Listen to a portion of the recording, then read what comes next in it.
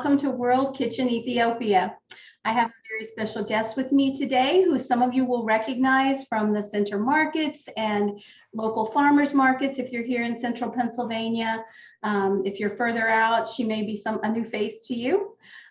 She has 3 recipes that she's going to share with us today from her home country of Ethiopia. And I would like to thank our sponsor, which is the Outreach and Online Education Office of Inclusion, Equity, and Diversity at Penn State. So thank them very much for their sponsorship.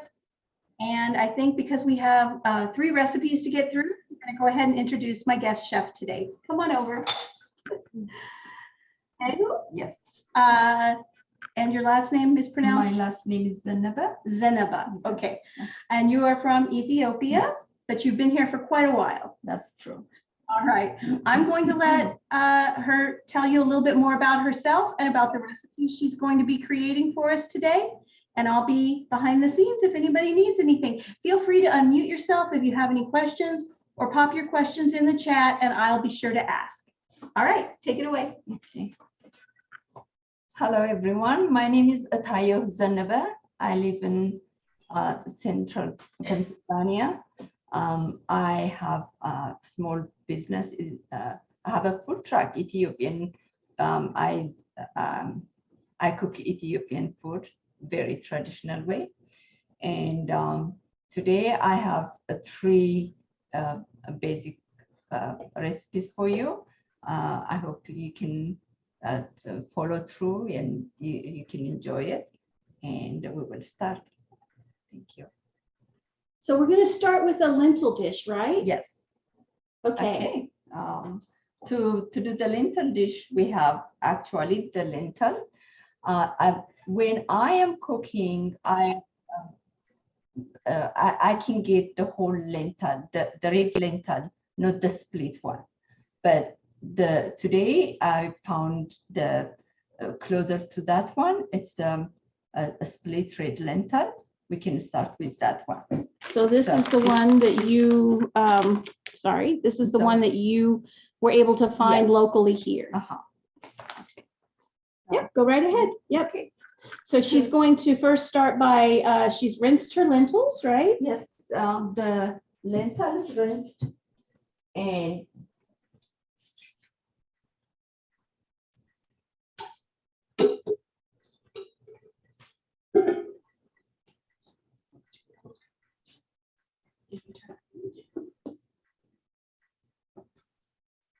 so one of the things to make Ethiopian food, the one takes a long time to prepare is the kullet or the starter.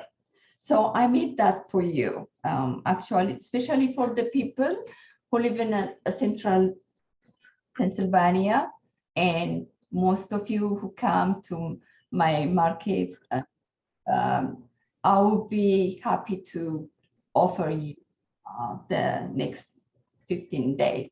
I mean, if you come the farmers market, if you are signing up for this program, please let me know.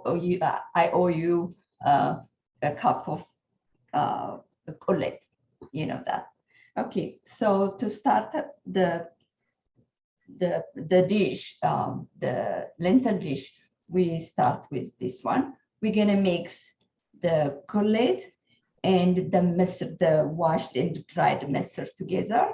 And I'm going to have 4 or 5 cups of hot water. So the red lentils that you're talking about, that's what's called misr? That's misr. Okay. Okay. And the kullet? The kullet. What is that actually made of? It is made of red onion. If you have shallot, that's even better. This red onion, berbere. Berbere is a kind of the spice from Ethiopia. And ginger. That's most Ethiopian, I can say Ethiopian dishes start with ginger, garlic, and onions. The onions we prefer red onion, or when I grow up, the shallot is the delicacy to do Ethiopian specialty. So today I have the red onion, ginger, and when I grow up, there is my grandmother and my mom and myself was cooking, but all of us have a different kind of cooking. Somehow the family knows who cooks that night. So today my cooking a little bit changed from my parents and my grandparents' cooking is I add red wine. I found out when the cullet has a red wine, it makes a huge difference for, so I can start with The that. difference in the taste? The taste, yes. Okay. And it is a little bit sweeter, but without changing the traditional taste of Mr. Wat. Okay, Okay, great. okay, let's go. All right. So we're going to move over to the stove.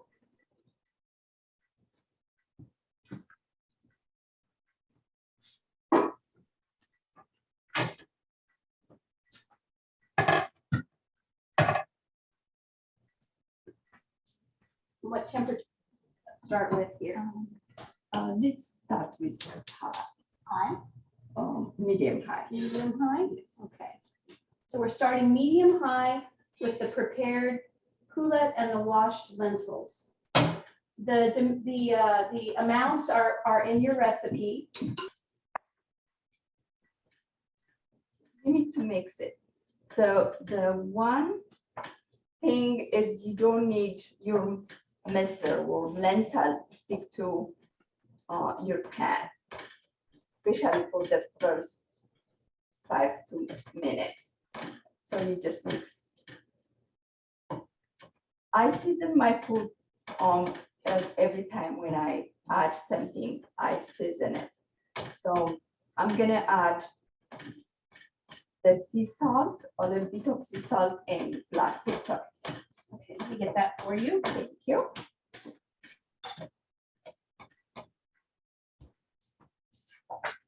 Very much.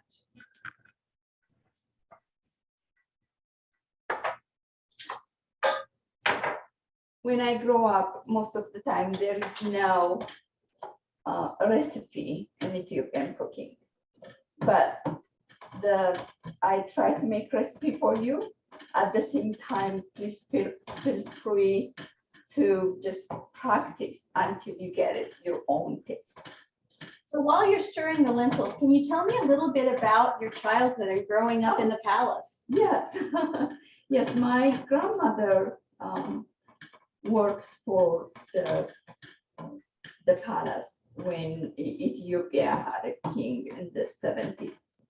And it happened to be for me, my grandmother decided, my parents decided for me to grow in with my grandmother, my mother's side.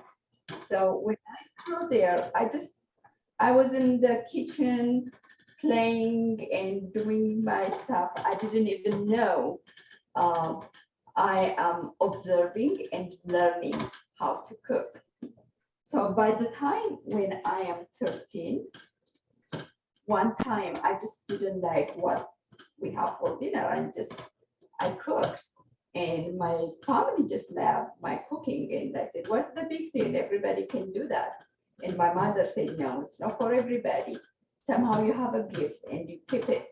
So I kept that one. I love cooking. I love food. So here I am. Now I'm cooking for you. And in central Pennsylvania, and I've been really taken. Everybody loves my food. Whoever tasted, haven't heard anybody like my food. And thank you, by the way. Yeah. So what brought you to central Pennsylvania? Oh, actually, let's start from why I came. And I came in the 80s, and there's there's the end of the Haile Selassie era, and there was another group called Dirk. It came and it was hard to live there. There's a whole lot of oppression, so I had to leave my country. So it was a political It turmoil. is a political turmoil. I couldn't stay there. I just ran for my life. So I went to Djibouti. I stayed 9 months at Djibouti. I think I need to put a little bit more leaves here. I'm sorry. Yeah. And after that, there was a resettlement to United States of America, and that's how I came. Okay. 1982, I believe.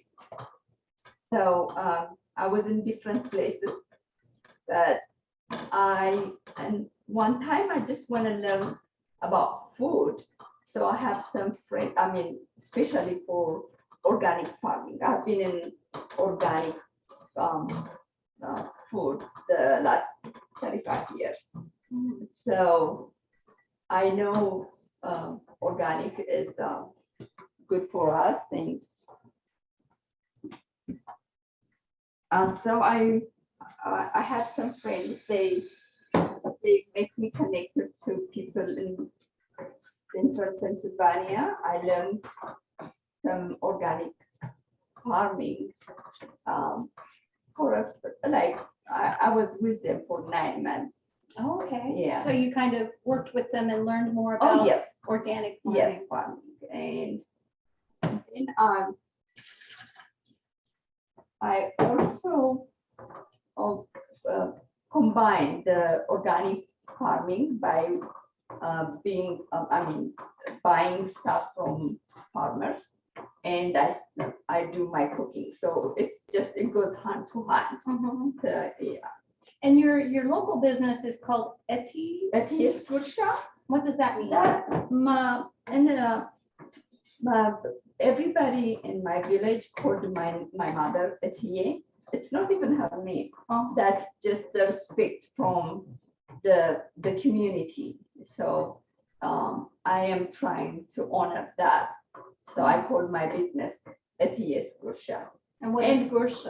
Yes, gursha is like when Ethiopian food is like you eat it, everybody, the whole family eat together in the one circle, one dish. Mhm.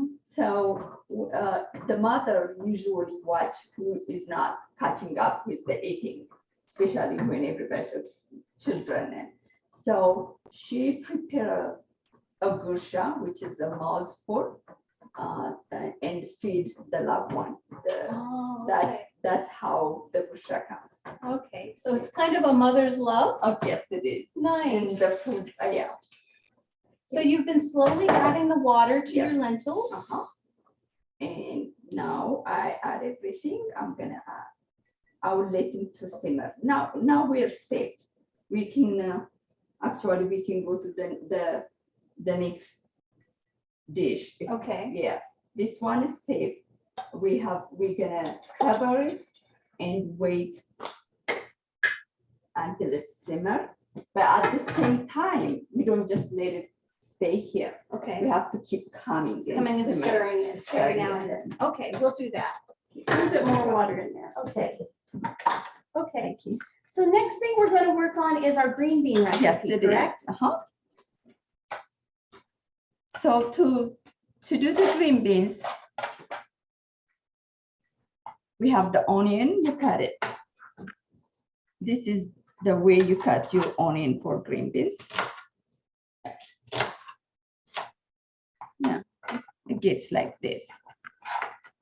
And we have the carrots.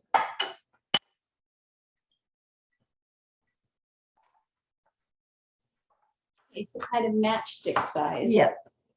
And you told me earlier, you're trying to kind of almost match the size of the green bean, correct? That's right. So Okay. it looks good, and it also cook evenly when it's the same size. Okay. We're gonna start with the green beans. Now you chose to start with some frozen green beans That's today. right. Yes. I'm gonna cook the green beans. What I do is traditionally when Ethiopian cooking, you start with the onion and with oil. I changed that one. I do not cook with oil. I use olive oil. That's the perfect oil I found. Okay. So instead of starting with the oil, I start with the green beans. Okay. Okay. Follow me. And what temperature are we going to start this one? High, very high. Going.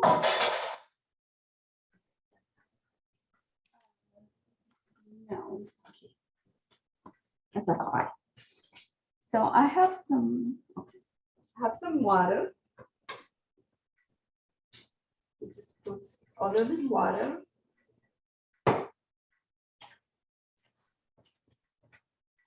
I don't season it. I wait until it's defrosted, and it's not only defrosted because it's on the heat. It cooks at the same time, and it gets softer. But it gets softer, but not the point to be mushy. It's gonna be crunchy and cooked. So that's why you prefer the frozen to the fresh? Yes. Okay. Now since we are here, We'll stir the lentils. Don't forget the lentils. So you can tell it's cooking because you can see the Yes. foam coming up through the lentils. That's true.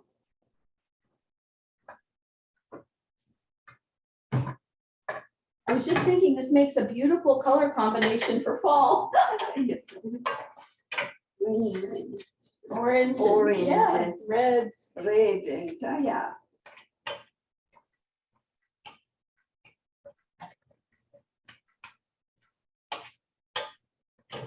When the green beans is totally defrosted and cooked, then that's where I start putting the onion and the ginger. Okay. That'll be fine. Just a little bit.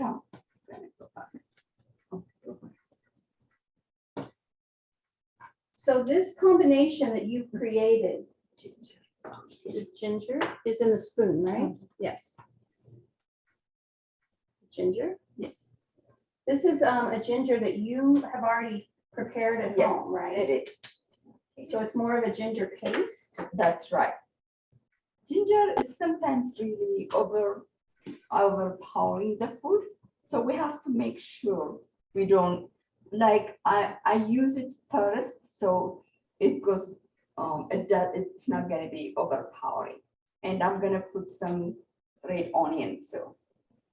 So it's really kind of a small amount of the onion that goes in this Yes, compared to the green beans. that's right. Oh, it's about the green beans. Yeah. So the onion is more for the flavor. The flavor, the onion and the ginger, all this on the flavor.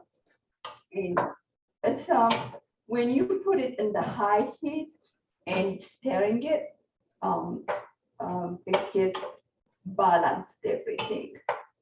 So the ginger and the onion taste goes in every green bean. Okay. As you see, it doesn't lose the color. That's the one thing we are trying not to lose the color. Okay, at the same time, here it goes.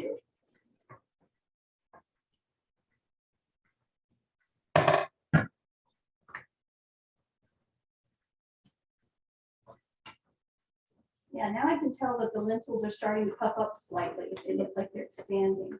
Yes.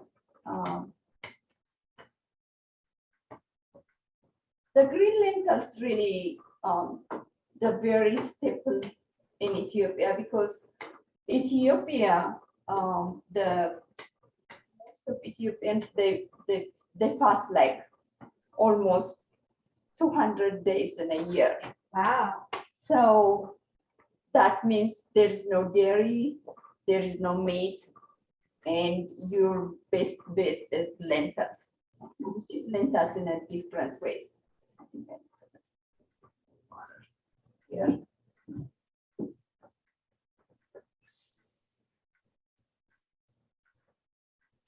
Yeah, sometimes lentil, if it is too thick, and you can add a little bit hot water.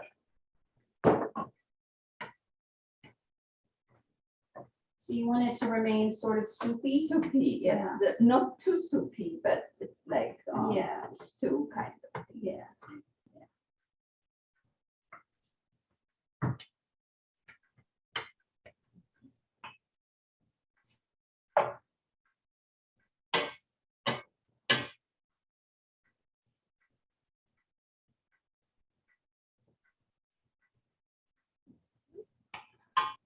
So are the lentils and the green beans native to Ethiopia? Yes, they are. We should usually as a green, we eat a lot of kale, Okay. but kale, cabbage, green beans, it's just whatever you have in your pantry, you can use them. You can really smell the ginger cooking now. It is. Yeah, yeah.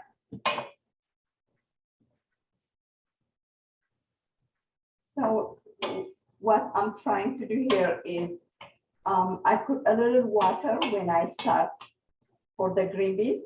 I'm trying all that water being like evaporated by, and the same time cooking it the right amount of water in it.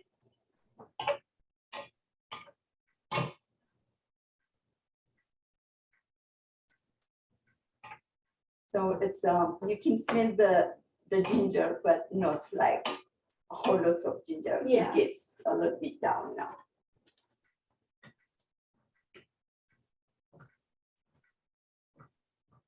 Yeah.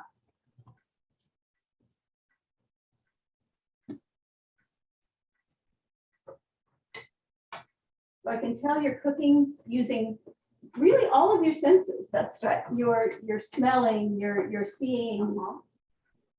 That's right. Now I think it's so amazing. It's already cooked. The thing is, when we turn the heat off, it's still cooking. Mhm. So it's a good time to turn it off And the and smell. season it. Okay. So in my season, I put. So what I have here is I have garlic, lime juice, and olive oil and allspice. My allspice is made of cardamom,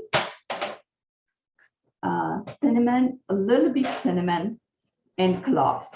Okay, so let's do it over so Okay, everyone okay. can see. So we're Yes. talking about just ground cinnamon, ground cardamom, and ground cloves. Yes, This is how she makes her own allspice.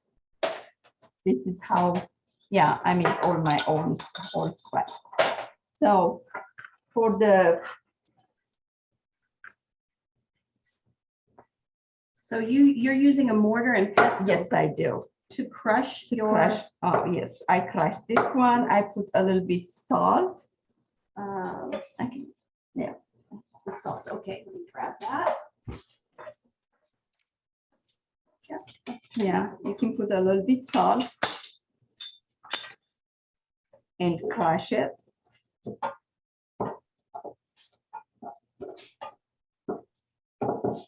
Yeah, when it is really, yes, it is. It crushed really good. And then you can put the olive oil, the lemon juice right here together and mix it. You put it in your stove.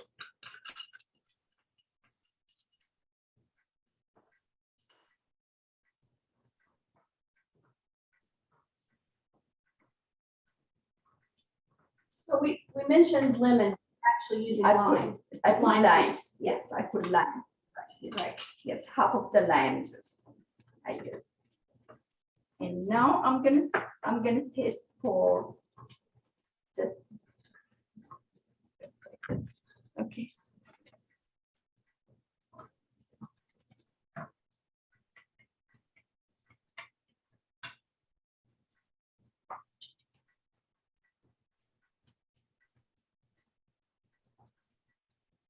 Okay, I need other. What you need. Okay, I need a little bit of lemon, A lime. lime juice. Yep. Okay. Sorry, Add some more lime. just a little bit lime. Okay. I think this is one thing we can learn. I don't think we're born with it. Yes. So, yeah, you can adjust on your own taste. Uh-huh. Yeah, I also need a little bit of salt. Okay. Sea salt. I'm using sea salt for my cooking. So we're adding some more salt to the lentils. Yes.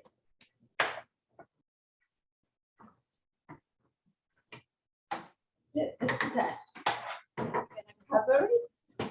There's another tasting spoon for later if you need. Yep, that's a good idea.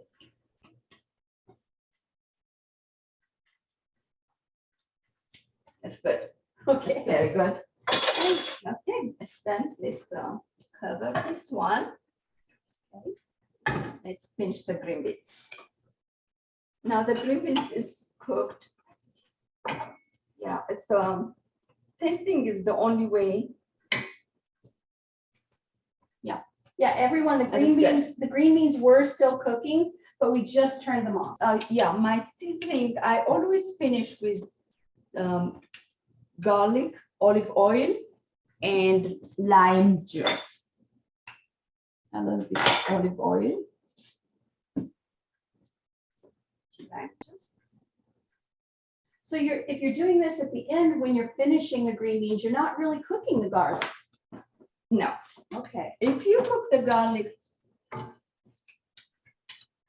it's just gonna lose all the taste. You know, even after you turn the heat off, the food is still cooking. Mhm. So that's enough for garlic to be cooked. Okay. It's not gonna be raw, Mhm. but it's not gonna be totally cooked. Mhm. So you can smell now. That's how you get the Mhm. smell. And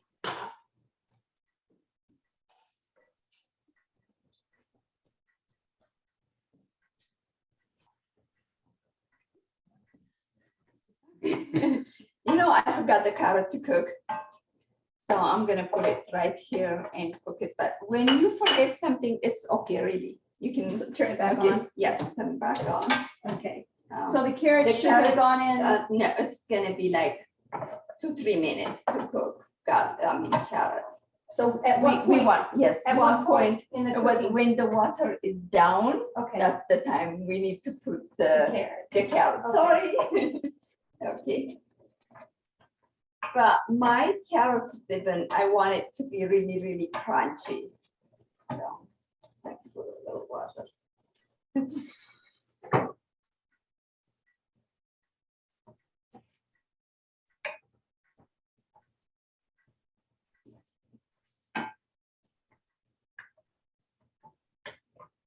Last.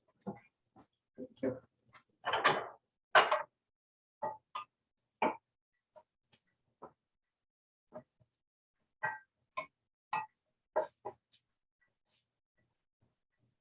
Anyways, it's about the green beans. What I want to accomplish when I finish the green beans is I want it to stay green and crunchy and tasty at the same time. So And so, as I mentioned in the email that I sent out to all of our registered guests, I think this is my first fully vegan world kitchen. So you were saying that this is often because you would be fasting like half of the year. I really believe nobody told me that one. I think one of the things like we're eating a whole lot of vegetables and legumes. I really truly believe that's one of the reasons. We didn't know, we never said it's vegan. We said, actually, I also said it is plant-based. Mm-hmm. Because when I realized my cooking is, when I realized my cooking, it's plant-based. Yeah. So now we garnish it with cayenne pepper and any kind of colored paper you have, that's optional, you can use it. So today we had some red bell pepper and we had the jalapeno, right? Yes, and it's done. So I keep this. It's crunchy but tasty. Okay, Okay, great. okay, it's done. All right, so those two dishes are done. We can actually for the green beans, after I make it, I don't leave it on the stove.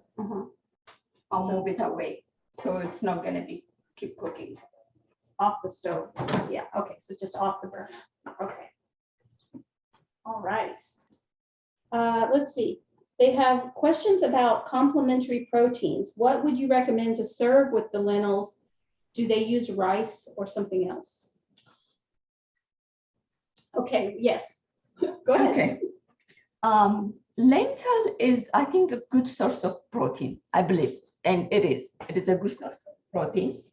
And for to go with it, we pair it with. You can use it with rice if you want to, but in Ethiopians, we have the bread called injera. It's 100% teff. Teff is the very indigenous grain from Ethiopia. Teff spells T-E-F-F. I think everybody knows, especially people who depend on plant-based and food. I think they prefer this grain. So I made injera. That's how we are going to eat it, with injera. If you were to have a meat of some sort with any of your food, what would be typical in Ethiopia? Beef. Beef.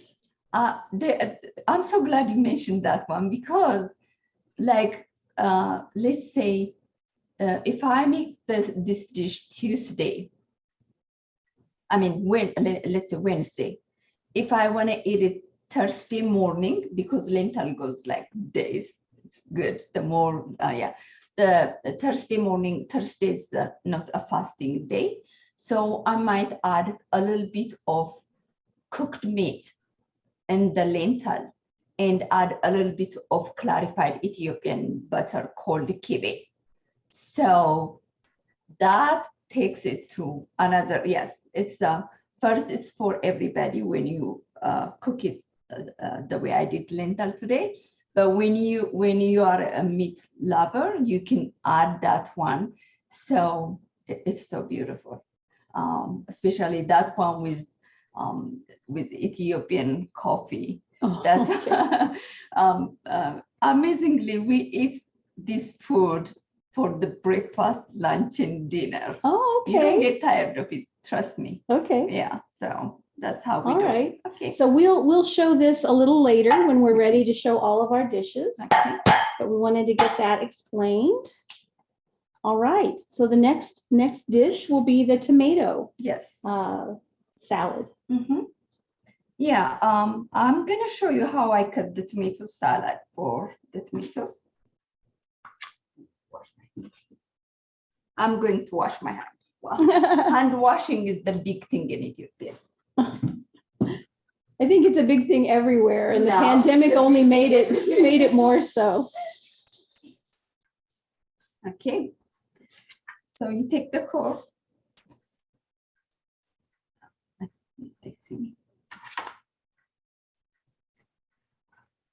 I try to avoid the seeds as much as I could.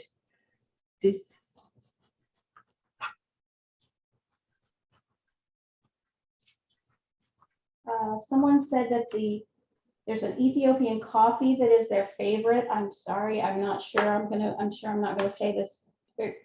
Gachef? You're good. You're good chef. Okay. Yeah. It's their favorite coffee. Oh, I'm so glad. It's everywhere now. Okay.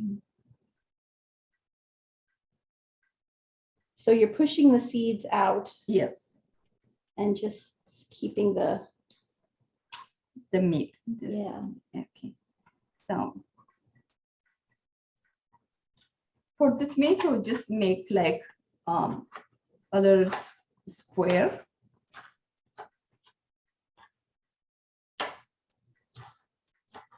Okay, so it's a really So, fine, yes, pretty it's fine chop. Fine chop. And finally, it looks like, yeah. When you finish it, looks like this. And the same thing with we use jalapeno pepper, but I don't use the seeds and the guts, so I take that one out.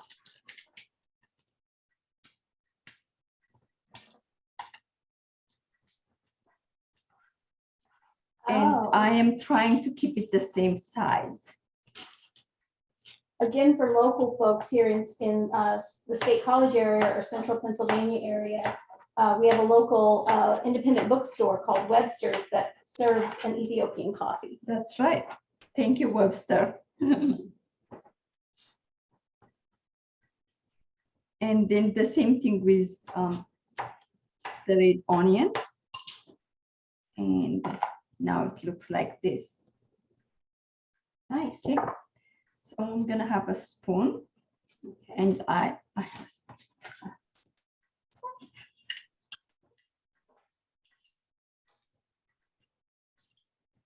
So the dressing is made up of lime juice, olive oil, and black pepper, and salt, sea salt. I always use sea salt.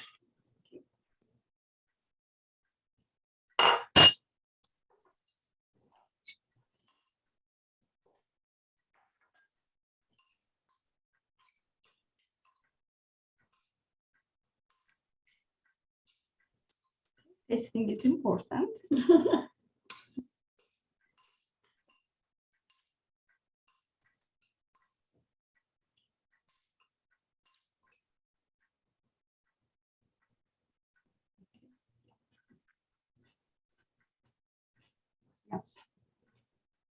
But don't need anything.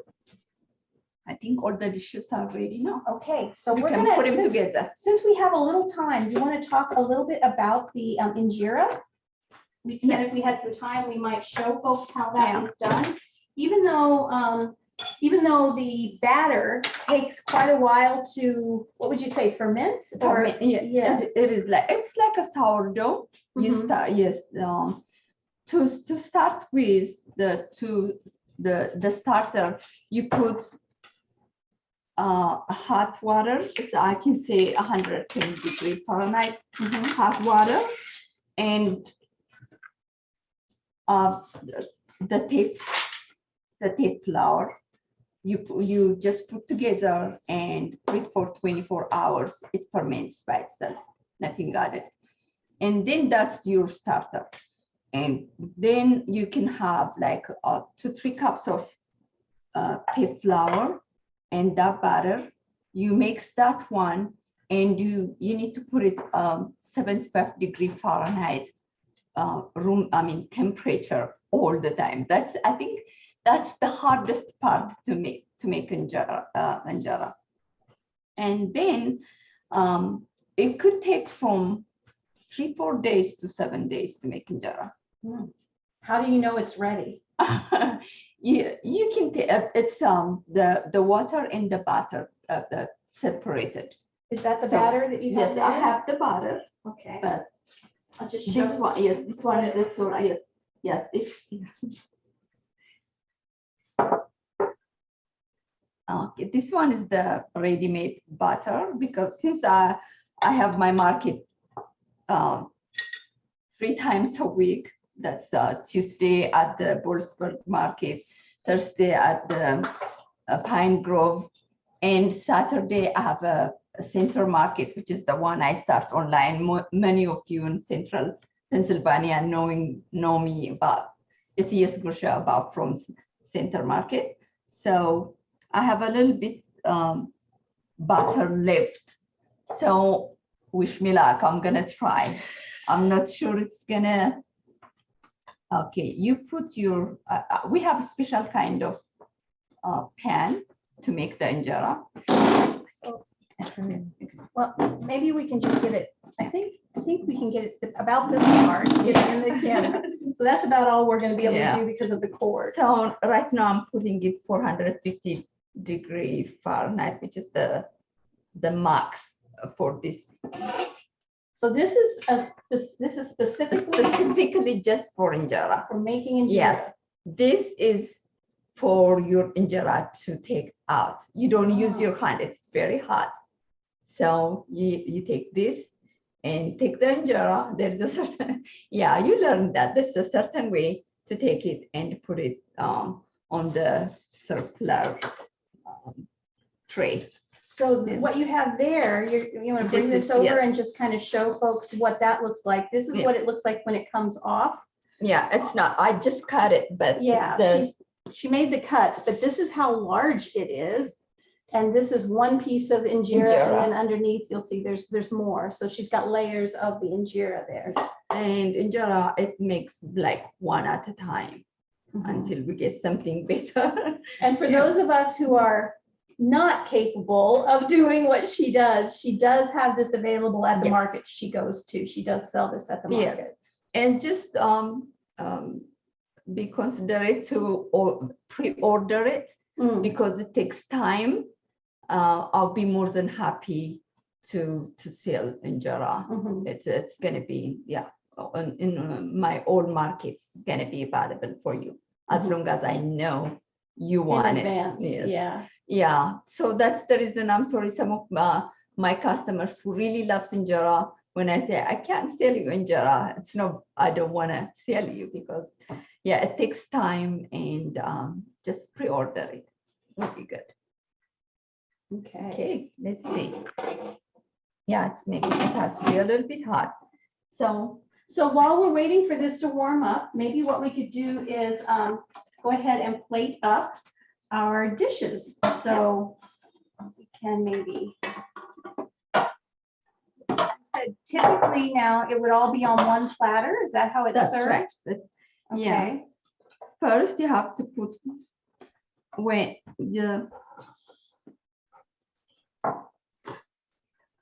there is always a better injera.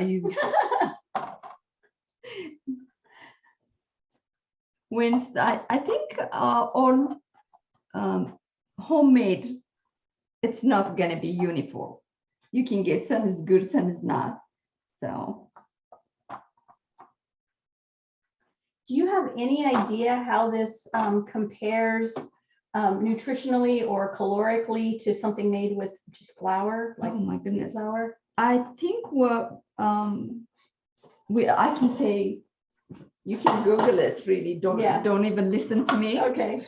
It would be amazing how much nutritional value is in the teff. In the teff, yes. Now I think they call it the superfood, which is, if you believe in that. And it is also one place I really like. It is the future grain, because it can be for everybody who people have a gluten issue. They can eat it. And I have a few customers comes just for that. I am not in the gluten-free kitchen yet, and I don't mail my own teff. But because if somebody have a celiac disease, I'm not sure. You would be the judge. But some other people, they have an issue for that. I think this is the alternative of bread. Sure. And okay.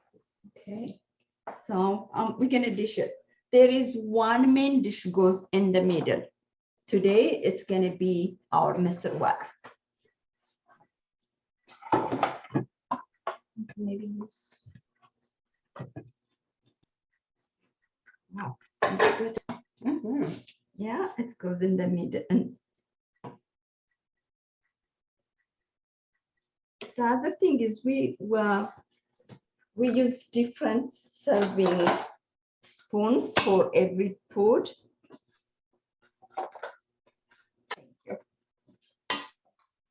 And if you go to like some Ethiopian restaurants, this is how you see the colorful food goes everywhere.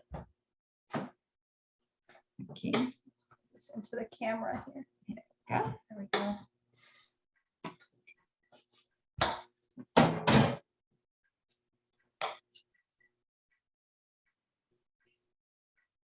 And then we got the tomato. But okay, this one is gonna be the fit, as I told you. Mm-hmm. When tomato fit means you can add your injera in your tomato salad. That's how the tomato fit comes. Okay. What do you? The cutting board. Oh, okay.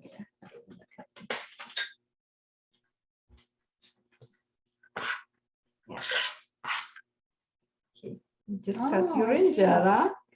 It looks beautiful.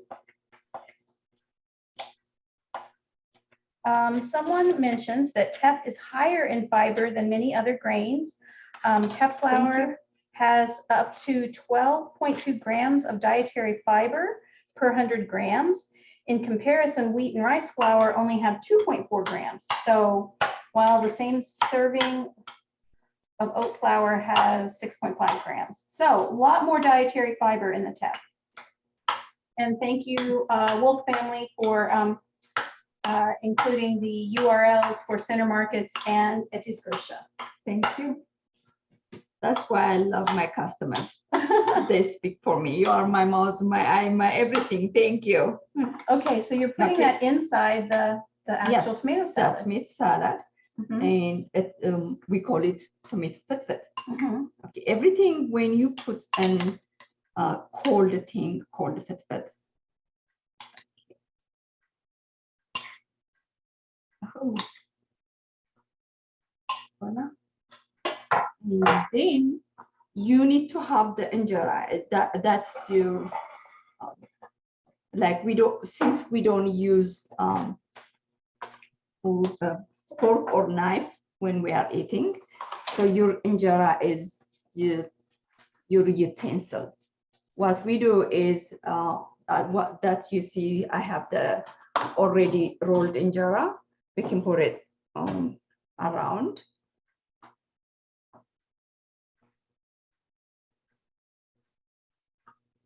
So here's Wow. your communal food Beautiful. is ready. Yeah, so I'll show you what this would look like. Okay. Right there. Nice. All right, do you think we can try one? Try to do Sure. one here? Okay, it's ready. Okay, there is one thing I've learned from another younger Ethiopians through YouTube. If the batter is just couldn't make it, you can add a little piece water. Ah, okay. Yeah. So I'm gonna try. I have other things. Oh, I'm sorry. Yes, I need. I'm not sure what you're looking I for. got it. Ah. So I'm going to stay. Stir. Okay. So I'm gonna try. You're adding some fizzy water, Fizzy seltzer water. Mix it. To give it the bubbles in the. Yes, also it can get the ice. Yeah. Traditionally we don't. The temperature is there for you. You don't have to do anything. Just put the batter, and starting 3 days, you can get injera very easily. Oh, so this is your measuring cup? Yes, it is. Yeah. Okay. Okay. So you don't oil it or do anything? No, It's just yeah, that's it. You have to make sure your heat is not too hot. Okay, now I put it to 253 right now. So I'm gonna start.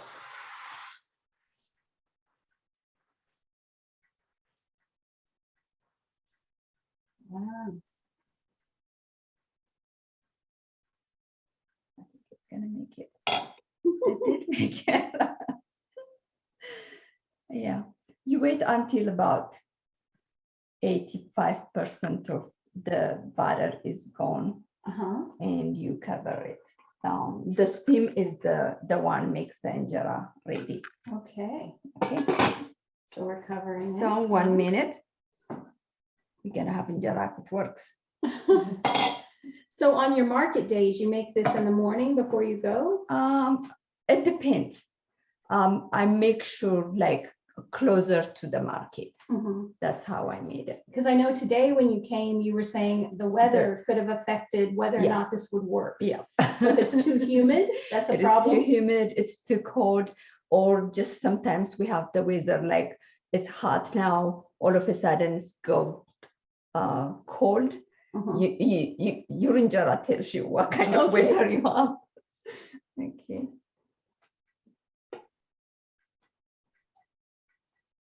All right. Oh, Yes, wow. it is Yeah, ready. it's beautiful. Okay. This is my lucky day. Yeah. So you go there. Okay. It Yep. comes right off. That's it. Oh my goodness. That's it. How beautiful. Okay. This is injera. Fresh. Yes, fresh. It smells good. So this griddle that you have, Yes. Did you purchase this here? Yes, one Ethiopian made this. Yeah, we purchased. He sells everywhere in Ethiopian market. Okay. So yes, I did. All But right. actually, I prefer the clay one. Oh, Hopefully someday I can have the clay one. Okay. That's there. This is it. yeah. Yeah. Let's see. Okay. So let's see. Can you speak a little bit about the spice mixture, Berberi, Mita, Okay. and Awaz or Awaz, Awazi. Awazi, Okay. and how are they related? Okay. Berberi is the step to make what, which is the spicy one. You have to have Berberi. That's Berberi. It varies from family to family, but the basic thing is the hot pepper with a lot of spices, like it can be garlic, ginger, black cumin, and sea salt, and it's on and on. You put that together and make it dry, and there is a place you can take and grind. That's how Berberi makes. Mita is actually, it's hotter than Berberi. There are three basic things in Mita. There is I believe it's the spiciest red pepper, and I believe it's serrano pepper, the red one. When it gets red, it gets hotter. Serrano pepper, sea salt, and cardamom. That's the Ethiopian cardamom. There are two different kinds of cardamom, not the green one. That one, I don't know, I haven't found it here, but it comes from Ethiopia. That you can dry it together and put the sea salt, you grind it, that one. That one is to season your meat, especially with the most known and famous as the kitfo, which is the raw meat with clarified butter and meat together. That's the people who know, you know it. That's how the difference is. Okay. And the other one, the way my Awazi? Awazi. Oh, Awazi is, you can make Awazi from Berberi. So it's also depends. If you can add some kind of alcohol in it if you want to, and some people just add. You need some kind of liquid. I prefer lime juice and Dijon mustard. Not sure what that was. Okay, go ahead. Okay, lime juice and Dijon mustard, and mix it together. And you can use it like the we use it to eat some raw meat. We Ethiopians, we eat a lot of raw meat. So that's the or you just can put it next to your food. Like sometimes when some food is not spicy enough for you, that's how you add awazi. Okay, great. Well, let's get these kind of over here into the picture again so everyone can see the beautiful creations. My crew here and I are excited to get to try this. If any of you are local and want to try it, please check out the center markets or the other farmers markets. And the food truck. And the food truck, yes, yes. So the food truck goes to various places other than the farmers markets, right? Right now in the farmers market. Okay. Yeah. Okay. But there are 3 good farmers market. We have Tuesday, we have Bollesburg Farmers Market. Thursday, we have Pine Grove. And Saturday, I mean, the biggest one is online. Many people know me online. The Central Market. Center market. Yes, Central right. Market is the one. So Okay. find me. Yeah, great. Thank you. Thank you. All right. I want to thank you for coming and being my special guest today. Next month, we will have 2 world kitchens. We will be having a very special world kitchen that will be happening on October 11th during the day. So watch our website for information about that. That will be a pasta making world kitchen in honor of Italian Heritage Month. So keep an eye on our website for information about that. And then Bulgaria is our next regular Sunday World Kitchen, and that information will be up on the website soon as well. So thank you all for coming, and I hope you have a chance to try this.